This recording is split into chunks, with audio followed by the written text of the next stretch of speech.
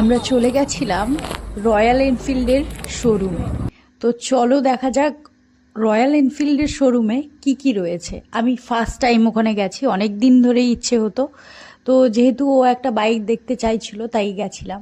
তো এখানকার যে অ্যাম্বিয়েন্সটা, এখানকার যে অ্যাটমসফিয়ার, তা ওয়ালের কালার, লাইটিং সব কিছু একদম রয়্যাল। মানে যে কেউ সেখানে গিয়ে রিল্যাক্সেশনের জন্য গিয়ে যদি একটু বসে একটু কিছু কফি চা খেয়ে আসে, সত্যি বলছি ফিলিং গ্রেট লাগবে।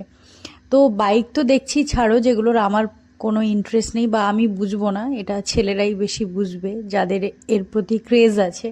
তো ওখানে শুধুমাত্র যে বাইক ছিল তা কিন্তু না, বিভিন্ন কাইন্ড অফ অ্যাক্সেসরিজ ছিল, যেটা গ্লাভস থেকে শুরু করে বিভিন্ন রাইডিং জ্যাকেটস, নি গার্ড থেকে শুরু করে বিভিন্ন কিছু ছিল। এবং এটা দেখছো একটা রূপোর